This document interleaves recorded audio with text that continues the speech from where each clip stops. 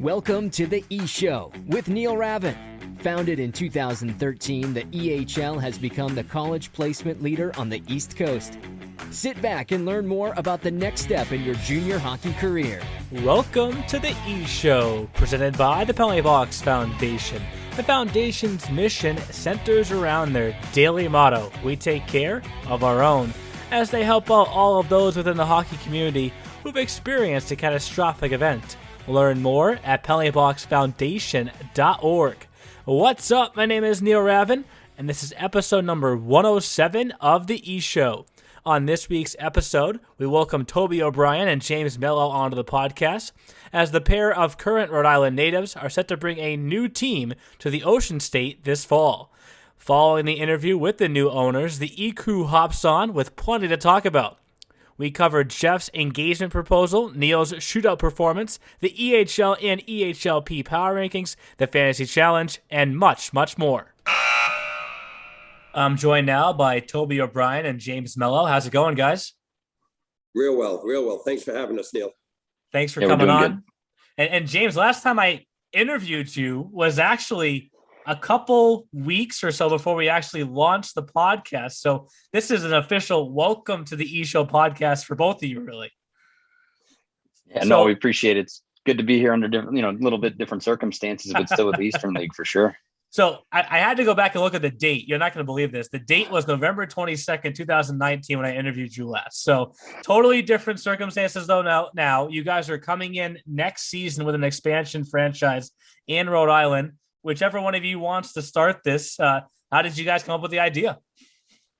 I guess I'll go with age before beauty on this one. It's something that's needed. Both James and I have invested a lot of time and energies into the Rhode Island market. And, James played high school hockey here at LaSalle and moved on through junior hockey and had a wonderful career at Dartmouth College. And then he came back here and he led that same LaSalle team to a state championship at Brown University.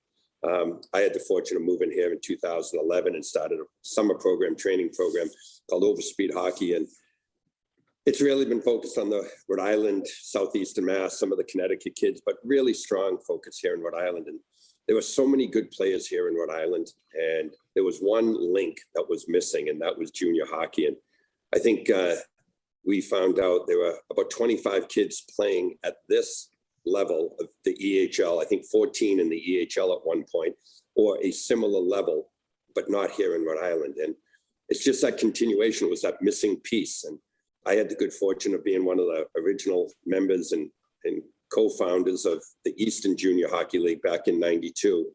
There was nothing here. And from there, the Atlantic Junior League, became viable, the Eastern Junior League. And then over time, in the last 10 years, it's kind of changed yet again. And James actually played in the Eastern Junior League and moved on. So he and I get along so well. We do a lot of co-branding and co-promotions. We help each other. We help each other's programs. And it was that logical step, Neil. So I'm so excited. I'm going backwards in my life here. And I'm pumped to have James with me. He's an awesome young hockey mind and has done so many good things here in Rhode Island. And James, I mentioned I interviewed you back in November of 2019. At that time, you were the head coach of the Railers. You had just one season there because of what we'll call it COVID. You started a family as well. How shortly after that time ended with the Railers did you connect with Toby and start to put the wheels in place for this? So it was pretty shortly after that, because I guess I had a year off from coaching team sports. So I did a lot more organization training. I did a lot more skill development stuff. And through Toby, through Overspeed, and through my business here, the Rhode Island Hockey Academy, we just got linked up a lot more. Like I suddenly started seeing Toby on Tuesday nights, Thursday nights here and there doing skills with youth organizations. And, we just started talking. You get that 20-minute idle time in between sessions and, talking about Rhode Island hockey and how much it does mean to us. And a little piece of what he left out about our connection was, him starting that Eastern Junior League franchise up in New Hampshire. The gentleman who took it over from Toby when he went into the ECHL, was a guy by the name of Sean Tremblay, who I ended up playing for with the New Hampshire Monarchs. So Toby's franchise in the Eastern League became the New Hampshire Monarchs that I played for, which is where I ended up getting my chance to go to college and have a chance to play at Dartmouth. So, our paths kept intertwining, and like I said, I guess it was COVID who ended up bringing a lot of things back home within the borders, especially at those times we were stuck in Rhode Island. So we started talking a lot more about it, and ribbing him every time I talk about it. And then suddenly in between whistles, he's passing by, giving me ideas and thoughts. And, suddenly it just kind of kept matriculating to the point where, we decided to pull the trigger on it and think it was something that not only was a good idea, but was something that, we wanted to take on and do. So that's where we got to here at this point. And when people ask me about this new group coming in, I explain how it's you two guys, 50-50. And it's kind of a combination of Overspeed Hockey and the RI Hockey Academy, because those are your businesses. I want to learn more about each one of them. So we'll start with you, James. What is the Rhode Island Hockey Academy? So in 2016, we were coaching the high school level a little bit here in Rhode Island, starting to do more with youth programs and needed something more formal than people, coming to me, writing a check to my name. So we started this little company, which quickly became a little private training center. So we actually have a little 3,000 square foot facility in East Greenwich now, which is a bordering town of Warwick, where this team is going to be based out of. And we've got a little mini ice sheet. We've got a little synthetic sheet. So we have a real ice sheet surface that we do goalie training on. We got a synthetic sheet that we do shooter training on. So we do pretty much 12 months out of the year, just that extra small area repetition, muscle memory type training. Which is what we kind of focused on. And Toby, a little bit different model. You can, talk a little more about your own, but, that's kind of how we got founded. And this whole thing was on individual skill development while we were still working with the high school program that I used to play at. So everything kind of just came back around with this junior venture, I guess. So then roll over, Toby, what is Overspeed Hockey? Another headache for me to be involved in. No, it's during my years in the National Hockey League, I think it was in 2012, I was working for Buffalo, and I've always done summer programs, whether it was when I was, running the Old Eastern Junior Hockey League franchise down in Johnstown in the East Coast League for a decade and all. We always did things in the summer. We like to be involved with the kids. So when we moved here to Rhode Island, there was a void. Billy Armstrong was now the GM in Arizona. He used to run a program here. Yep. And he and I actually were talking, I think we were in Finland or Russia somewhere on a scouting trip. And he said, hey, this needs to be done in Rhode Island. So 2012, we started doing a summer training program, mostly for college players, upper end prep junior kids. And it just took off. Kids were traveling to Massachusetts, other places to train in the summertime. So while I was working in the National League, it would be a summer thing. It would be that extra thing we did, stay current, work with kids, help kids, things like that. Well, I retired as the scouting director with the Florida Panthers in 2017. And my wife looked at me and said, what are you going to do? And everybody's always asking for more things. So I said, you know what, let's see where it goes. So we started going 12 months a year and it exploded.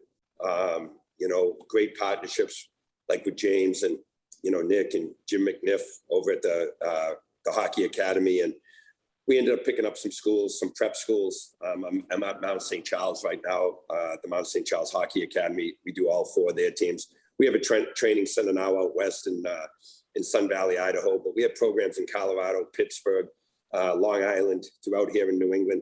But it's kind of cool because pre-COVID, we also do programs in China, and now, thankfully, we've been able to get back to Europe. So it's one of those programs that we don't want to be too big. We have really, really good people, all either current, former pro coaches, college coaches. So that's our main business right now. We try and help kids and organizations get better. We do organizational advising and managerial stuff. We do some consulting, like in the East Coast League and things like that. And then we started a side company, a kind of a sister company called 360 Advisory, where we're actually doing player advisory now as well. Something we always did for young people and all, but we're kind of doing it more formally. So as James said, it's that 360 loop. The only thing that was missing was the ladder to help kids get to that next place. And the Eastern Hockey League has done such a great job of that. So well run. we just figured it was the next logical step. And you guys are coming into a state that needs a junior hockey team. We never had a junior hockey team in that state. I know you haven't announced this yet, so maybe we can get some sort of hint out there, because I've plugged our 3 new EHLP teams, but maybe a color, just give us something about what this team is going to look like when they hit the ice for the first time in the fall. Maybe not the name. You can hold back the name if you want to. It'll have a true Rhode Island flair. Okay. It'll bring in a little bit of Europe, maybe. We want a lot of people to be part of this. We don't want to have walls up. We want walls down. We want people to be included in this. We want to be involved in the youth hockey that we, in the areas that we play in. So we want it to be more of people to feel included, more of a membership type situation. We like blues. We like teals. We like the ocean. We just want it to have a real good feel, and we're really, really close. James and I are going to have a wrestling match to figure out what the final will be. Those are good hints. And back to you, James. I mentioned this earlier. Having that year of experience already coaching in this league, how valuable will that be for you this upcoming season? It had actually been a while since I was away from junior hockey, and the long season and the practices and the additional games and everything like that. So, coming back to it and seeing kind of the lay of the land and where it is now and what it requires and what it takes to play at this level. I got a really good appreciation for what the league brings in. I mean, it's a high level. Players are good. It's a competitive league. It's not something you can just throw players on the ice and hope for the best. It's definitely a situation where you got to find, for us, we're trying to find the right group of kids, all leaders, kids that are going to, be successful later in educational, academic situations. We want to have a group of guys that we're going to enjoy being around for the whole season. We want to try to do it the right way and do right by the kids. And, I think for those reasons, I think we'll have success with it. So. And I think one of my big takeaways in watching this announcement, unfold over the weeks is you guys seem like you've been ready for this for a while, but you wanted to do it at the right time.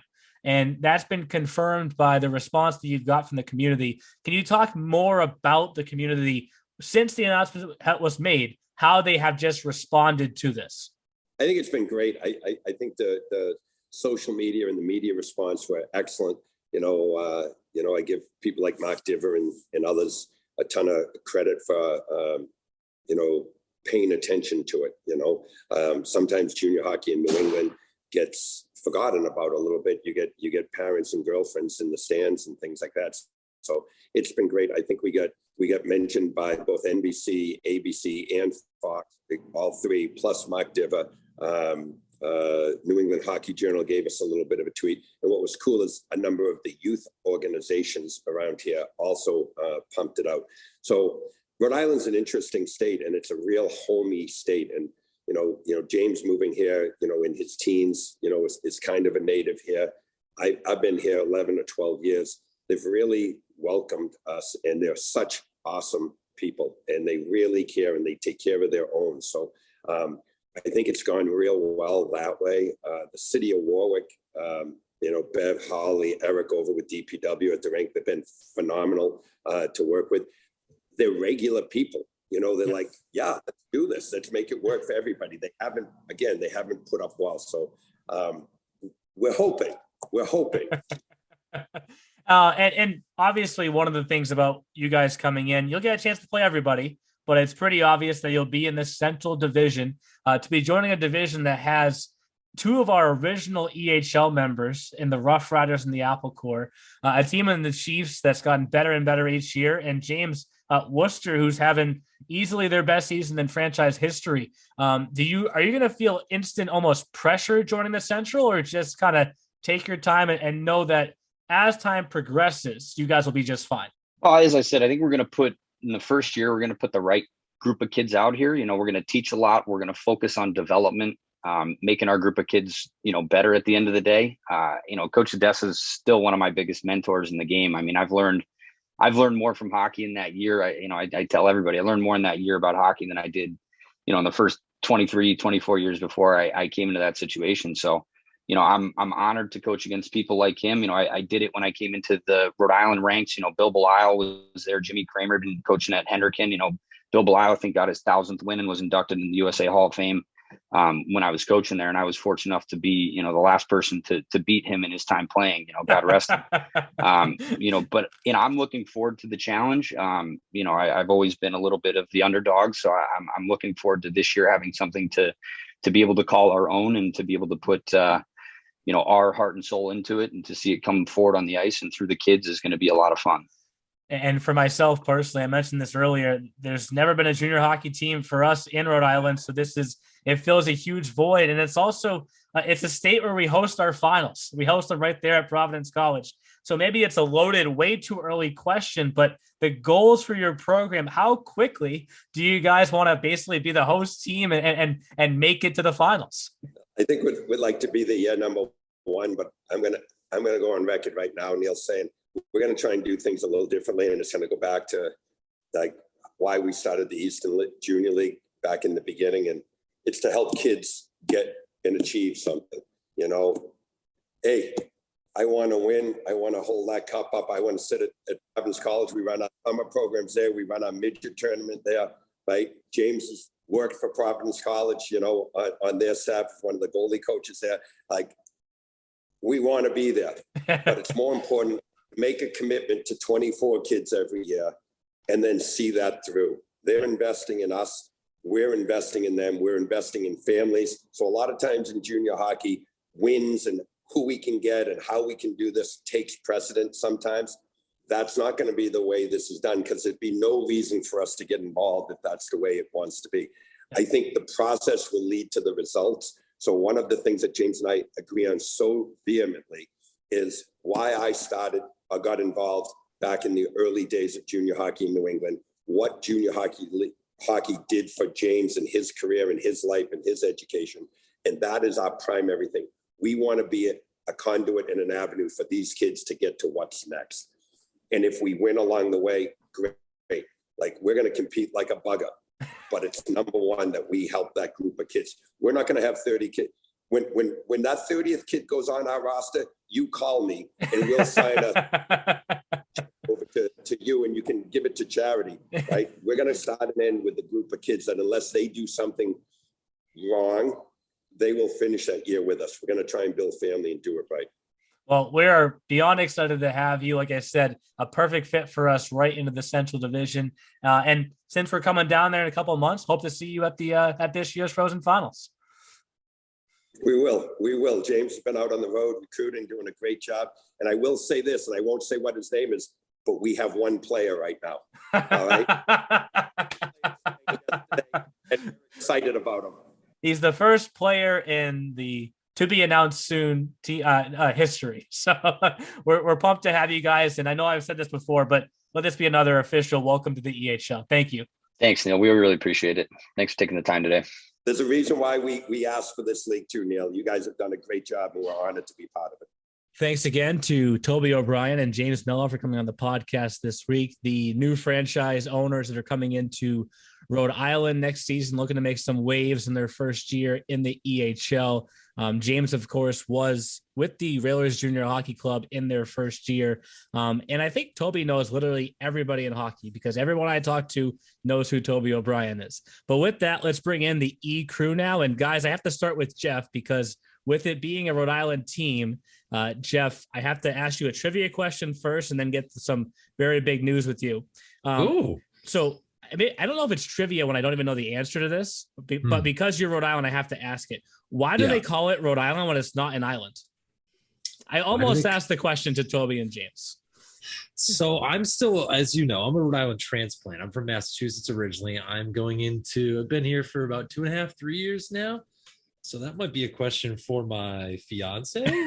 Almost say girlfriend. Well, great transition, Jeff, because stick taps, you pulled it off and you did not ruin the secret like you almost did on Hockey TV. Almost did on Hockey TV, baby. Congrats to Jeff on his engagement. Yay. Yeah, thank you, crew. Love it. Cliff notes, how did you pull it off?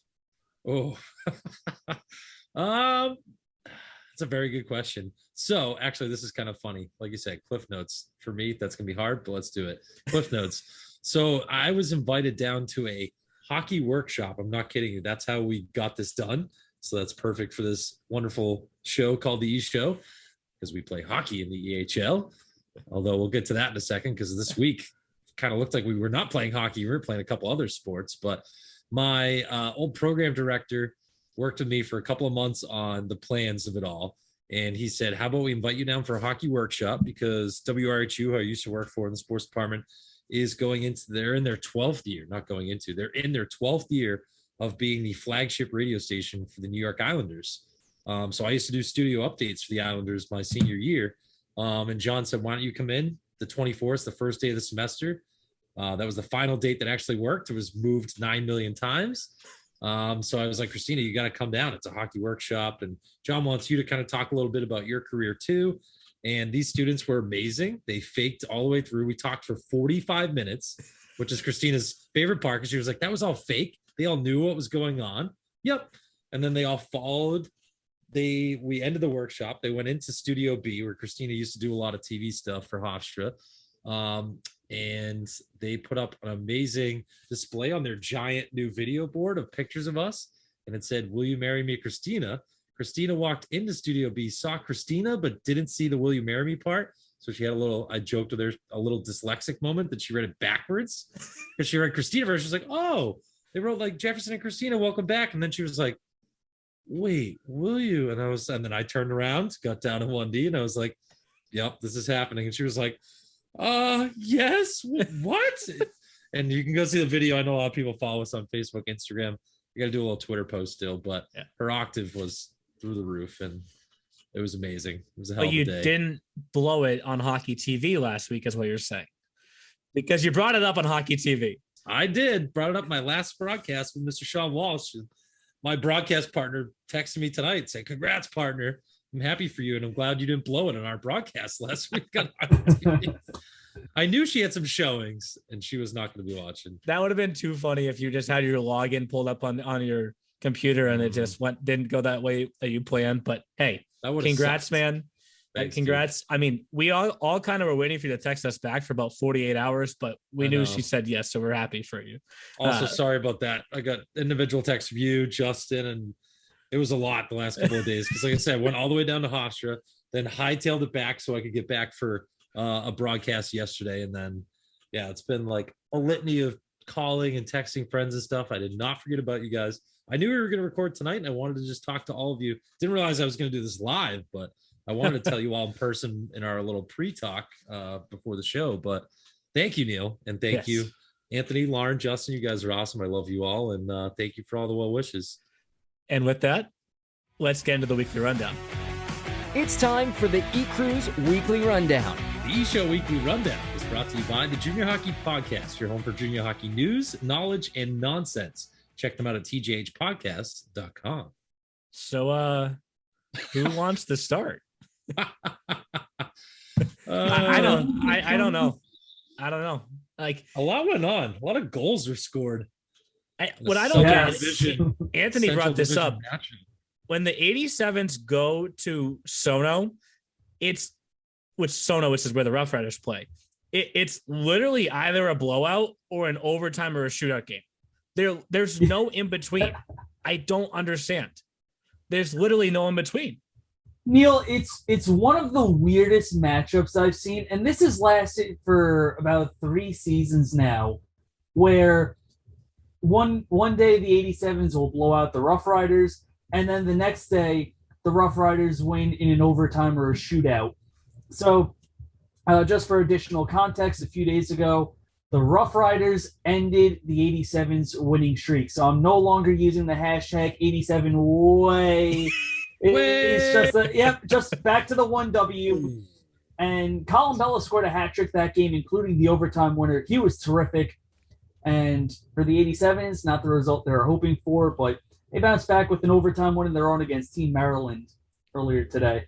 I feel like Connecticut's, the Rough Riders are kind of like last year's Valley Junior Warriors team, right? They have kind of been middling in the standings, but they've picked some teams off this year. Like some of the teams at the top of the standings just like Valley did last year. And they only finished with 10 or 11 wins, but those were all against the Avalanches, Rangers, Express teams that were at the top of the league last year. I don't know if you guys agree with The that. Rough Riders are part of that side of the league that has the label "Who are they?" at the top of it, because who are you going to get when you face the Connecticut Rough Riders? Like, truthfully, especially when the playoffs come around. But the 87s were number one last week. As Anthony mentioned, they have an overtime loss and an overtime win. Avalanche since last week went perfect. Is that an easy flip? Avalanche back to 187s to 2? Because after that, things are, I don't even know where to go. Down for that. Yeah, it gets real messy after that. And it's going to take a little bit of sifting through. Yeah, I would give my vote for that. I mean, it's kind of, if we want to play devil's advocate, though, a 14-game winning streak.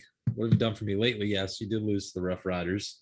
Avalanche just lost their winning streak recently. But do we flip? Avalanche have won 11 of 12. So New Jersey's won 15 of 17. Well, actually, it's a great reminder, Jeff. I have to update something here on the website. Their point streak is still going. I think in this case, while the 87s still have a point streak going, I think with the Avalanche and 87s, I don't think it's unreasonable to kind of have them, shifting spots, 1 and 2 right now, because I think they're just the two top teams right now. Yeah. So whether you keep the 87s 1, whether you keep the Avs 1, I don't think you can go wrong either way. So let's go Avalanche 1, 87s 2, and then whoever wants to take a shot at number 3, go right ahead. I think the Ducks have to stay there. Because only one loss? Yeah. Lauren swings first. And they are fresh off, was it 6 or 7 in the row? We had a number of streaks that were going. Yeah, they were firing on all cylinders.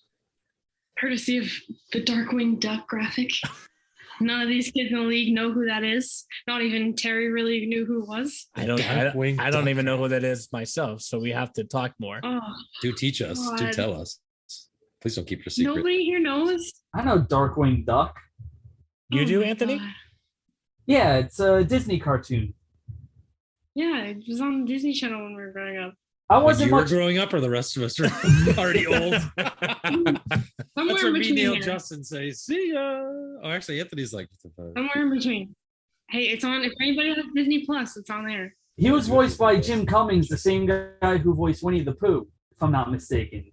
I'm learning a lot right now. I've heard of it. And learn that Justin's really good at graphics. Okay.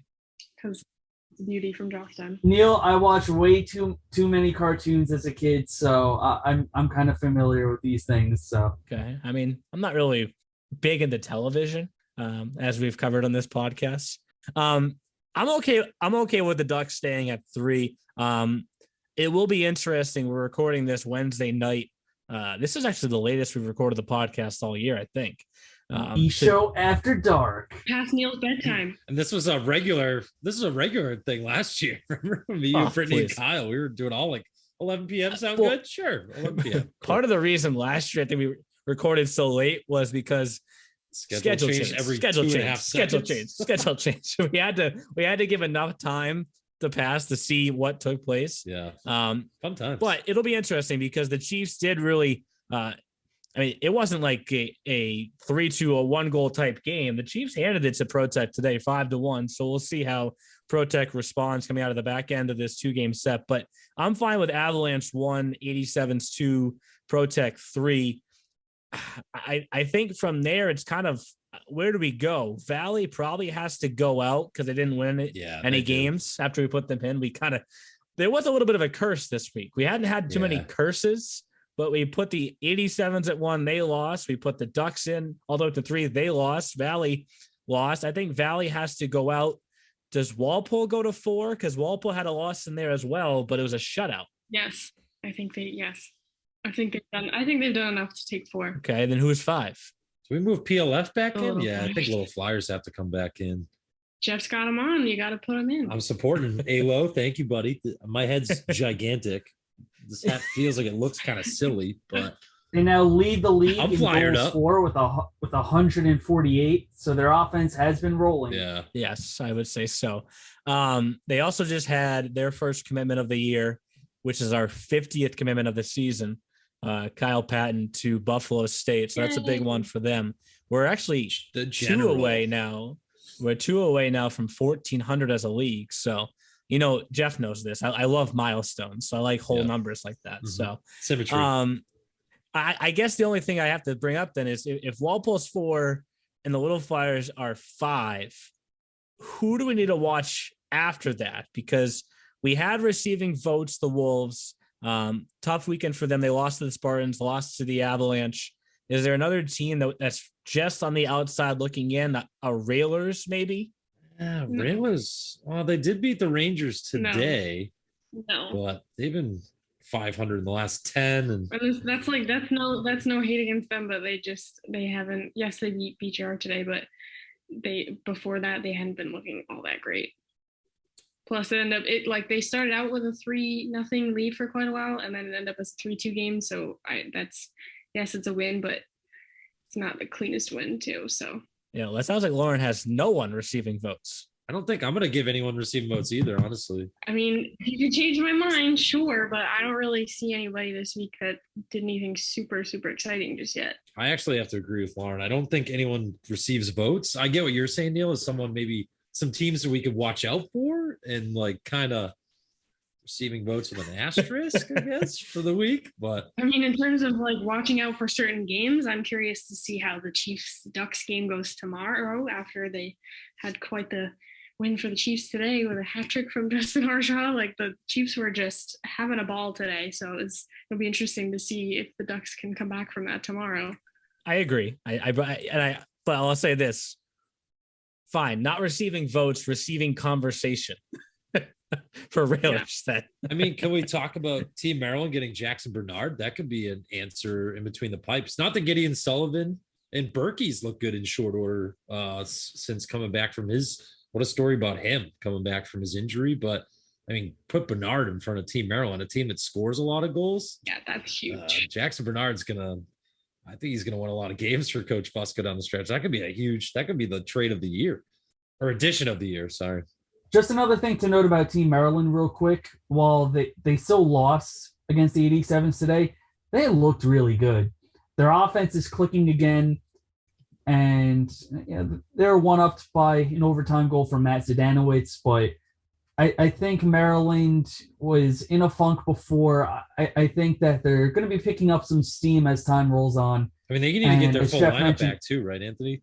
Like we're still waiting on Farrell Dinn. They're still waiting on Farrell Dinn, and I think once he should be back before the postseason, and I think once he returns, then Maryland will be primed for another good run or potentially one in the playoffs. So I still think that they're a team to watch out for, even though they weren't playing their best hockey in the past couple of weeks. But did they get Graziano back? I wouldn't count them out.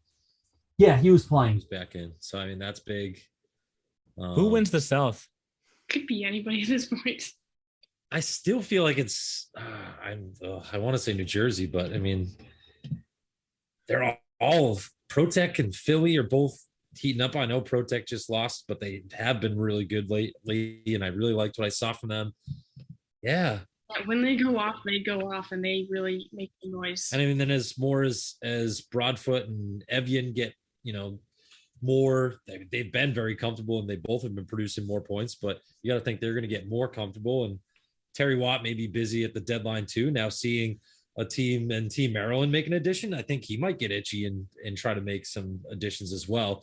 Not for net. I think Miller and Fatadad stay as the two strong 1A, 1Bs and switch off from there out, but maybe he adds another forward, another depth piece to slot in and maybe take Swart out spot or I mean, I think he's going to be itching to make an addition. It's a really interesting division, especially because this week they take up 3 of the 5 slots in our top 5. It's Avalanche at 1, 87s at 2, Protec at 3, Express at 4, Little Flyers at 5. No receiving votes for one division to have 3 of the 5 spots. That It just shows you how strong that division is. So now we move over to the EHLP to reset where things were at the end of this past week. We had the Railers at number 1, the Avalanche at number 2, the Rangers at number 3, and the Lumberjacks at number 4. This is interesting as well because the Rangers and Railers had a really close matchup on Saturday night. That was a 4-3 victory for the Rangers. The Avalanche, I believe, split their games, including a loss to the Seahawks. The Lumberjacks split their games with the Warriors. Where do we go here? I think you put the Avs up top a little bit. You put the Avs past the Railers at number 1? I think so. And then Railers fall to 2 or fall to 3? Probably 3 because PGR moved up and beat the Avs or the Railers. You just said. I'm sorry. Yeah. So I wouldn't put the Railers ahead of them if they just lost to them.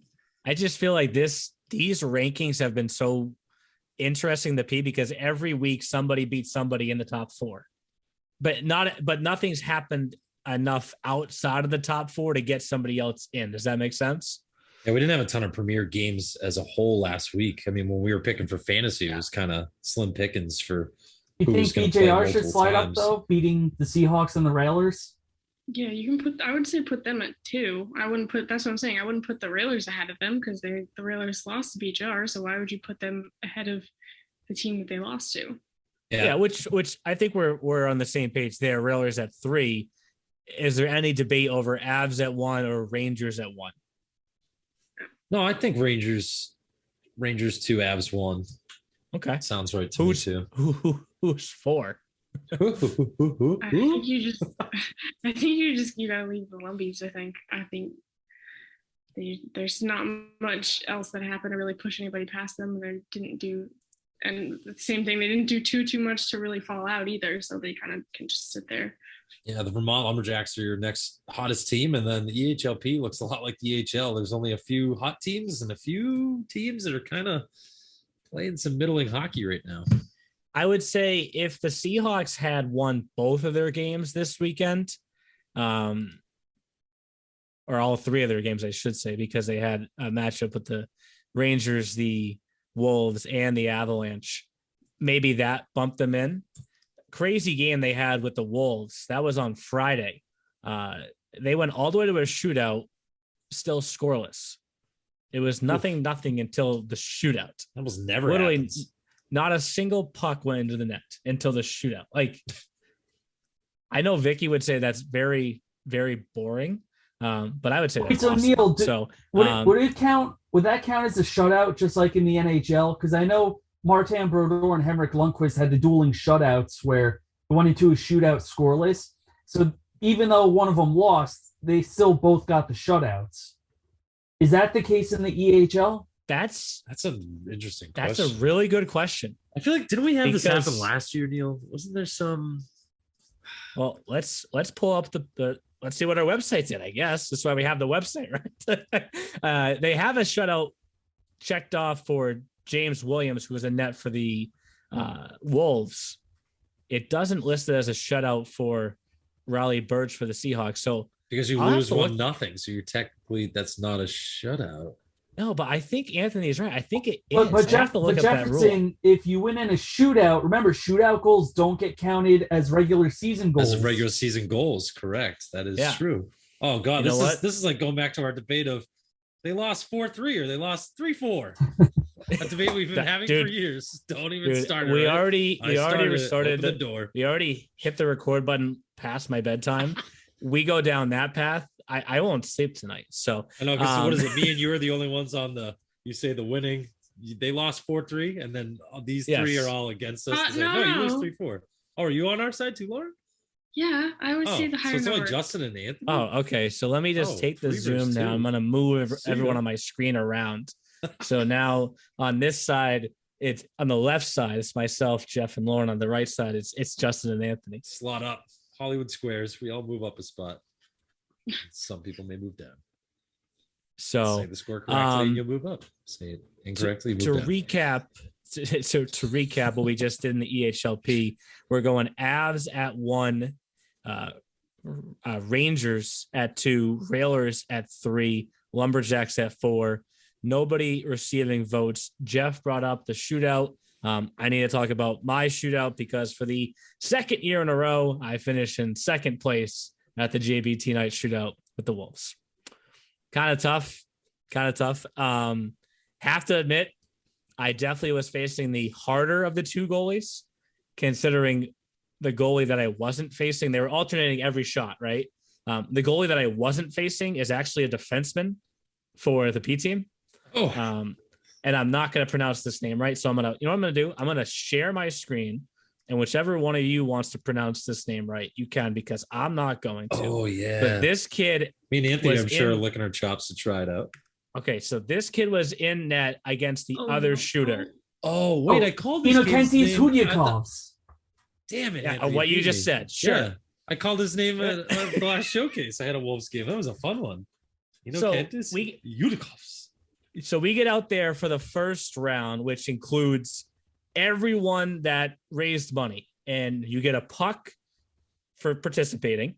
You get an additional puck for every $1,000 that you raise. So in that first intermission, if you score one of the pucks that you're given, you go on to the second round, which is what becomes sudden death. So of the 8 of us, there were 4 that moved on. There was one that I don't even know if he skated to the crease. He couldn't move on skates, but it was a great time, right?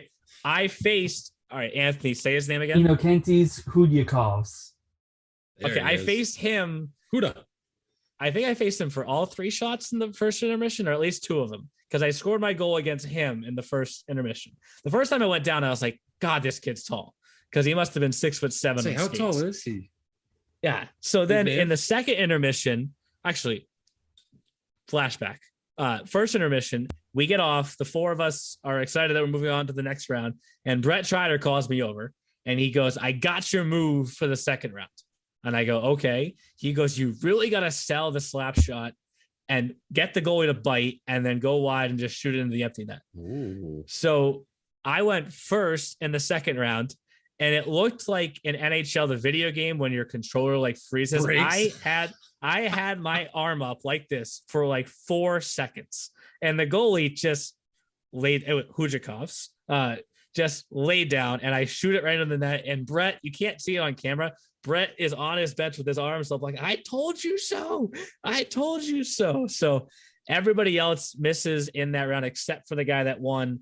And that's when they started putting their U16 goalie against me, and the defensive went against the other guy. The U16 goalie, I hope, plays EHL next year. Maybe it's just me. He was nasty because I didn't score again. And he the winner Chad obviously did. He's a 2-time champion, but they raised over 30 grand. Like, phenomenal, absolutely unreal event. Place was packed, like absolutely packed. Merrill Fay. Like, like felt like I didn't get to watch it. Packed. I can't deny it, right? Because people that saw it online are like, okay, this is like a sellout. Like, it was awesome. Like crazy. It felt like one of my high school games. There's so many people there. They always have a good turnout. I was having engagement anxiety, so I couldn't tune in. That was the night before I left for my big trip, so I was like, I was watching Lumberjacks, so I was busy there. The Lumberjacks arena is actually quite nice. I think they have some of the best paint on their ice of like a bunch of the rinks that I've been to this season, and they definitely have the best music. I love the music. Letty Arena. You got any clips you can send us? If Alo just heard that, like, Alo had the beats going for the whole Little Flyers Apple Core series. So do you have any clips, Neil, that you can text us? Have the good. Do you have any? Yeah, I do. I have to make a post, honestly, Jeff. Yeah, so let's see it, but when you see the second goal, you're gonna be like, wow, you really sold that slap shot, Neil. Controller off. Controller dead. You were doing the back scratcher, baby, as we like to say. But like, it was it's still a good cause, right? And the guy who won, like, compared to me, I raised 2,200. He raised a little over $5,000. So oops. Should have won. That's awesome. Great job, right? Who was it? Anyone we know? Or it was he's a local guy. Local guy in Laconia. Had a wig, a mullet wig going. So it was he had the part. He was looking the part. And I got to give the teams a lot of credit because the teams stay on the bench during the intermissions. And you guys are so annoying. How tight were your pants? They weren't that tight. I have to address this now because the guy kept. You said otherwise. Did you shoot in skinny jeans? You were shooting in skinny jeans, bro? I had my actual jeans on. They were my regular jeans, which are not skinny jeans. Lees or dungarees or no? What? Oh God, Levi's? These kids listening will not know what dungarees are. Oh, they're probably Jeff. Come on, they're probably straight fit. Brett Favre wears Lee dungarees. But you know what I'm saying? Like they're just jeans. I don't know. Just jeans. All right. Or they were looking Jesse Thompson, who's the father of John Bradley, who passed away, and they have this whole event because of him. Jesse was on the mic during each intermission, kind of getting the crowd fired up when the person was going to shoot. And one time when I missed, I literally almost fell over laughing because. And he's like, and here goes Neil again with pants that are 28 waist and 28 length. And I was like, oh my God, did he just say that out loud? Like, I wouldn't be able to fit one leg in a pant that size. Just see the flood. It was an awesome time. It was an awesome time. And I can't wait to do it again next year and hopefully not get second place next year. Ooh. So, but hey, one thing I did not get second place in this past week was fantasy. So let's get to the E-Crew Fantasy Challenge. Feels alive. Oh, dude, I'm so alive. It's time for the E-Crew Fantasy Challenge. And the E-Crew Fantasy Challenge is presented by BioSteel, the sports drink of the EHL. Use the promo code ESHOW, that's ESHOW, for 25% off when you check out at biosteel.com. Our video of the Big Mac from last week, probably the best interaction we've had of all videos so far this year. His parents just ate it up, right? And Jeff, to your credit, everyone knows how to pronounce it correctly now. Even Tom Wells. Even Tom Wells. And like I said, we've had so many name corrections recently too, because for some people who apparently still didn't know, looking at you Ducks, it's Ryan Bro.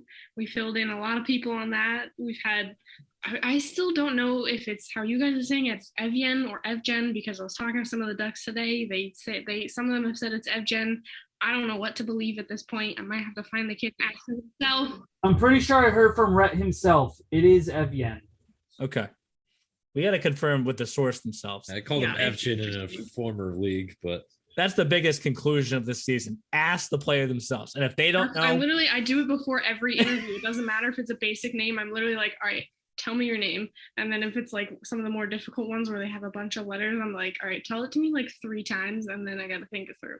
Like, it's some people, it's like some of these names you think are basic and would be a certain way, and they're completely different afterwards. And you just don't, it doesn't make sense, but you go with it. McDonnell. Also, yes. You know what I caught too after that was, so were you combining Connor McCowell and Connor McDonnell?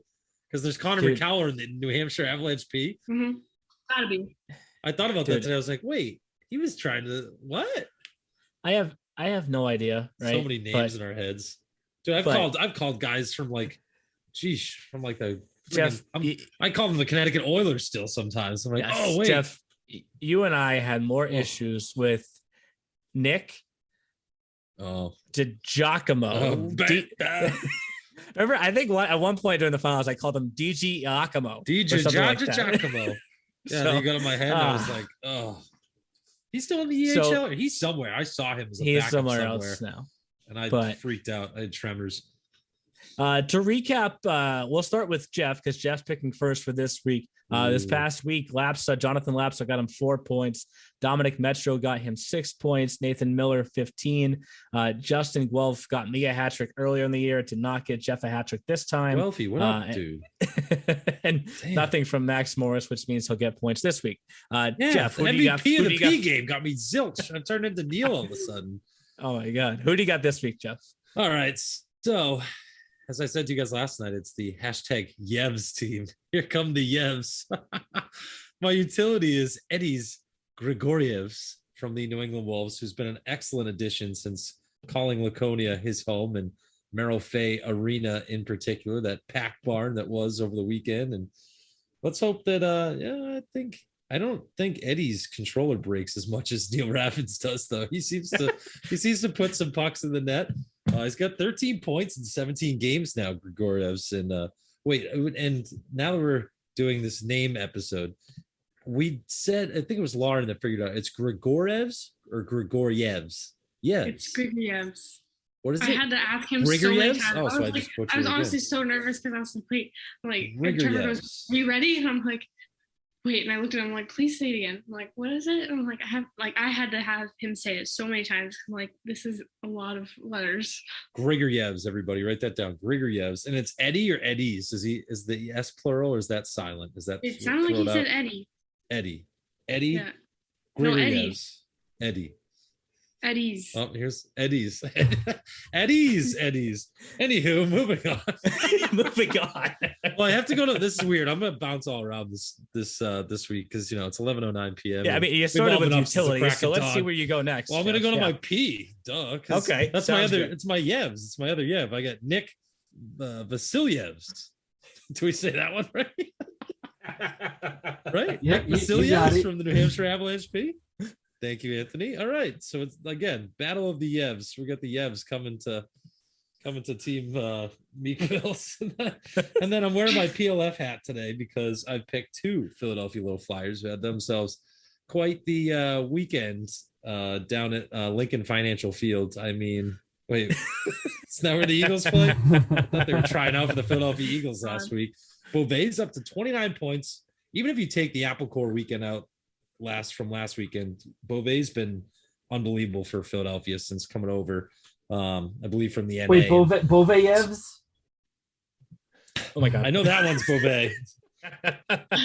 So we got Adam Beauvais. He's been huge for them since April. I remember interviewing him back at the April showcase, and he's just been on an absolute tear ever since. Even at All-Star weekend, he was just having a grand old time. He was putting pucks in left and right. He was being a great bench guy, getting all the guys laughing and chirping, talking about the Muffin Man. Like that kid, it's just. I know one Anthony LaRusso, ALO, is a big fan of Adam Beauvais. So come on, come on down, Adam Beauvais. Anywho, and then for goalie, because we're just going to continue this pinball, and Joseph Henson from PLF has also been. I picked him. I had to look. It's been like a month since I picked him, so. He's coming back. I hope he can get me some wins like he did for what was it? Not Neil. Someone had him last week. One of you humans in this square in front of me. Anthony? Anyone? Anywho, defenseman, last but not least, Declan House. Wanted to pick him last week.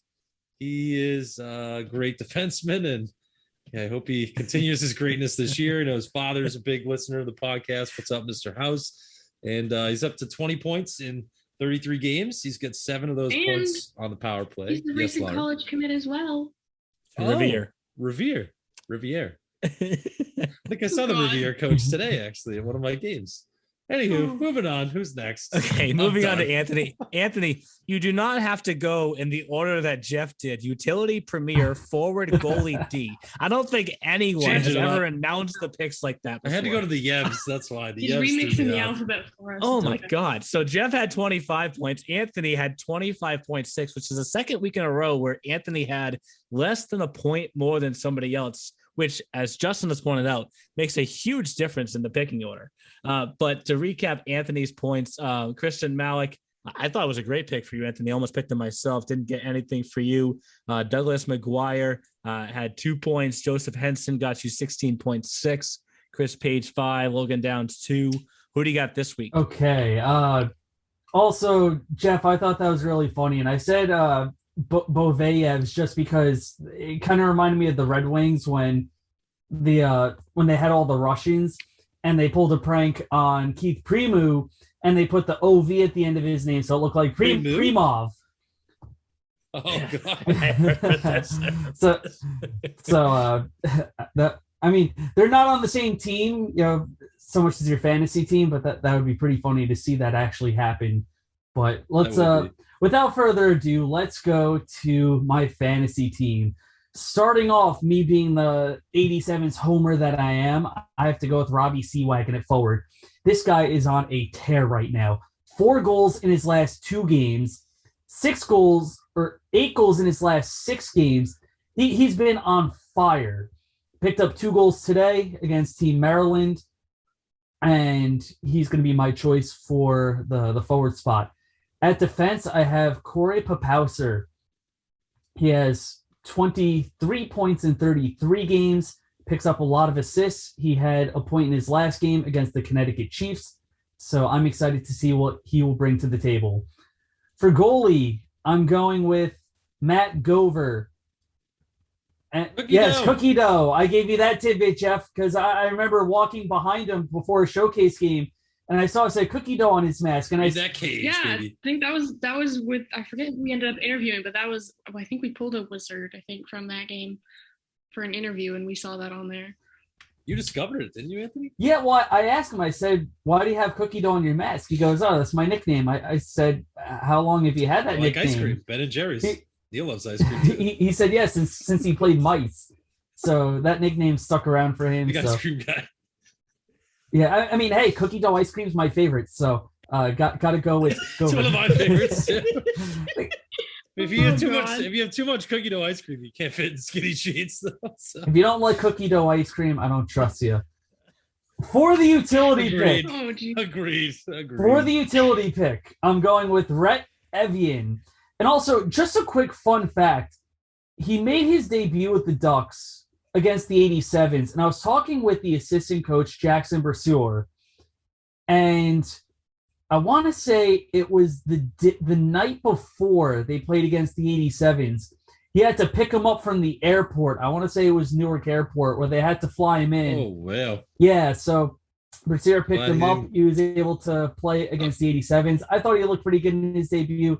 He's been playing just over a point per game. He will take my utility spot. Glad he got out of Newark alive. Rough. Can be rough. Oh, come on. I was there last night at the Devils game. It's fine. I'm glad you made it out alive too, Anthony. God, you better be lucky to get out of that airport alive. That airport, whew. The Rock's a great place. Newark, not so much. Prudential Center, great. I mean, Jeff, nope. Newark probably has more people than Rhode Island, so I know you might not be used to that many people in one place. So, my God. Touche. But I'm from Mass. I'm like a fake Rhode Islander, so. Anthony, and your premier pick? Connor McCowell of the New Hampshire Avalanche. He has 23 points in 26 games. Pretty good offensively. He only has 1 assist in his last 4 games, but it's like what Lauren always says. It's not always about if they've been hot. You got to pick them when they could get hot, and I think he's one of those players. Exactly. I'm going to have him on the premier slot. I like that. Okay. And it's Connor McCowell he wants, not Connor McDonnell. Okay. Thank you, Jeff. Connor McCowell, who doesn't exist. So for McDonnell's in the E and McCowell's in the P. For Lauren and my rosters from this past week, it almost turned into Jordan Camilla versus Connor McDonnell. Jordan Camilla got her 30 points. Let's go. I'm so Dominic pissed. Carrico, He did not give me 6 30 points 2 weeks ago when I picked him for the first time, if anybody. Nico Carreri 3, Joe Santoro 5, Hayden Bullock nothing, but a total of 44. So who do you got this week, Lauren? I've got some fun ones. I kind of picked, I doubled it once, kind of.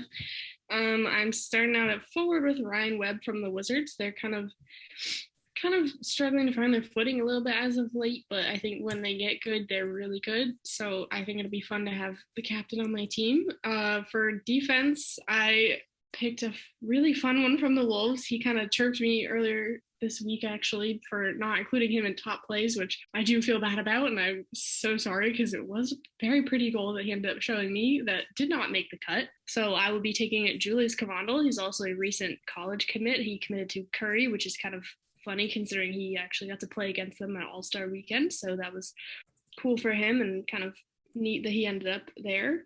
For my goalies, I'm picking Josh Kotai from the Lumbies. I'm excited to kind of pull him back in. I've had him on my team before, and he's pretty good for me. And the Lumberjacks looked pretty good when I saw them this past weekend at Letty. So that was always fun to see. And I was having a great time at their rink. So they actually might be seeing my grandparents some more. They said they really enjoyed the game. So they're going to maybe try to go to some more of those this season. So that'll be fun. Have some more fans in the crowd for them. For my utility pick, I don't know if anybody's picked him yet this season, but I'm taking Dallas D'Amato from the Rough Riders. He's been really good for them. Everybody talks about Colin Bella. Some people talk about Kieran Chung, but I don't think Dallas D'Amato gets enough credit. He's really good as well. He's right up there with Colin Bella, honestly. So I'm excited to pull him in. And for my P pick, this is where I'm kind of double dipping. I'm pulling from the Lumberjacks P team. I'm taking Trent King. He was pretty good for Anthony, so I'm hoping he can do some good stuff for Team Low as well. So we'll see how that goes. I'm going back-to-back P picks from the Lumberjacks, so hopefully that pays off a little more this week. Not disappointed in Hayden Bullock. He looked good the All-Star game too, so I was hoping he would do some fun stuff for me on my team this past week. But so did Max Morris, and he did nothing for me. He was the MVP. Wow. So some of you guys didn't do too much this past week, but hopefully this kid will do some fun stuff this week. I'm excited to have these guys. So for my week this past week, Cavandill, who just got picked, Evian, who just got picked, and I had Tyler Sitnikoff as my P. They combined those three of them for 4 points. I mentioned before, Connor McDonnell got me 29, and then Ronan Mobley got me 31. Avalanche won all 4 of their games. He was in net for 3 of them. So in total, that gave me 64 points, and I'm out of the basement now, but I'm not going to get ahead of myself because last time I did that, I ended up eating my words and retreating all the way back from first place down to 4th place. So if your name's not Lauren Smith, it's tight. Basically. She's running away, and then the rest of us are just in a log jam. 2 through 4. I thought you were referring to my pants again. Anyways, for my picks this week, I'm starting at forward with the Wizards, also like Lauren did. Cameron Collins is a recent addition for them. He's got 6 points in his first 5 games. Last year, defensively, I had Declan Bronte for the longest time. He missed a good chunk of time this season because of an injury, but he had 2 goals. The first 2 goals in that game for the Chiefs against ProTech. Nathan Miller, we talked about this last week on the podcast. I'm going to try and pick him this week with the hopes that I can finally use the graphic that we've totally jinxed him with that has the shutout record ready to go. So Nathan, I hope you heard that. William Prey is my utility. I think he's probably one of the more underrated forwards in this league. Leads Seacoast with 32 points. So, and they have 3 games themselves. And then I don't know how many games these teams will play in the P. And we'll get to that here in a second. But I'm going to go with Jeffrey Boker for the 87s. They're supposed to have a home-and-home set with the Renegades. Hopefully at least one of those gets played. But with that, though, let's get over to our What to Watch For segment. Before we wrap things up, here's what to watch for this week in the E-Show. What to Watch For is presented by Hockey TV, the official streaming platform for your EHL and EHLP action through the 2021-2022 season. I have not said this one time yet this season, Jeff, but it is about to pour snow. I knew you were going to say it. Damn it. Because when you were just saying about when you were giving the gloom and doom about if those games getting, I was going to say, is it going to pour snow, Neil? Like, I use that all the time now, thanks to you. Like, we're going to get over a foot of snow. That classifies as pouring snow. I'm sorry. Yeah. Like, just I don't like the sound of that. That just really no one likes the sound of it when I say it. I got a hard time for it every time I said it last year. I also got a hard time for bringing up Maine probably about 67,000 times in the podcast last year. You've done so well this year, though. with the future pouring of the snow, I don't know if it's really easy for us to predict or say what games to watch. There's been a number of cancellations so far. We moved a lot of games around. For example, the Avalanche and Lumberjacks were supposed to play Saturday, Sunday. That's now a Sunday, Monday series. So be sure to keep an eye on all of our social channels for updates on the schedules throughout. As you guys mentioned, the game counts have kind of dropped down, especially in the EHLP because of what the forecast has for Saturday. But if we do get the games that are on the schedule off, at least at the EHLP level, I'm really watching that Avalanche versus Lumberjacks series because the battle that's going on right now in the EHLP in the North between the Avalanche, the Lumberjacks, and the Warriors is kind of almost turning into a let's not have to travel to Vermont for the playoffs type battle. Because remember, in the playoffs, if you have to go over, well, it's a matter of if you go over 125 miles door to door, the higher seed hosts every game. So I'm really watching that 2-game set closely because there's some big points on the line. Of the games that we currently have circled, guys, is there anything that you're watching? Well, if it happens, because you said some of them might get canceled with the snow, I think if it happens, the Red Train Blue Train game this weekend should be quite a fun matchup. Both in the EMP, when those teams play together, it's always a fun time, and it's the P kids have been putting on quite a show. I think one of the last times they played was when Aiden Parker had that like 200-foot, just like coast to coast goal in overtime, which is gross. So I'm excited to see what happens for them next, because I know he's been in a bit of a scoring drought lately, and I know he's been itching to get back on there. So that'll be fun to see. Plus, just the two of those teams are always just so good. I mean, to be safe, how about a couple of games tomorrow? Because we know it's not going to pour snow yet tomorrow, unless that changes overnight, and then we're screwed. But how about Little Flyers Rough Riders? We just saw the Rough Riders pick off New Jersey. Could they pick off another hot team, the Little Flyers, and then selfishly? There's a new encoder at the BIC. I'm going to the BIC for Rangers Seahawks. Coach DiCaprio confirmed this evening. So go watch Rangers Seahawks. Maybe Nate Miller gets that shutout that he needs. Probably not now because I just jinxed it. But you jinxed it initially by building that graphic before Newington. So it's all your fault. Nate called me up. I game to watch, Anthony. Go have some Beavers. I'm kind of intrigued by the Valley Junior Warriors and East Coast Wizards. I think that should be a pretty good matchup. East. Yep, battle of some. Yeah, he's also going with the "it's not snowing yet" mentality. So, like I said before, keep an eye on our social channels for updates on the schedules throughout the weekend. If the games don't happen this weekend, we're kind of just pushing them back to a future date. But obviously, the playoff push is on. At both levels. Thanks again to Toby O'Brien and James Mello for coming on the podcast this week. Congrats again to Jeff, and it is now my bedtime. See you guys. Good night. Thanks for listening to The E Show. Learn more at easternhockeyleague.org and follow us on Facebook, Twitter, Instagram, and YouTube. Also, be sure to subscribe and get notified when next week's podcast is released.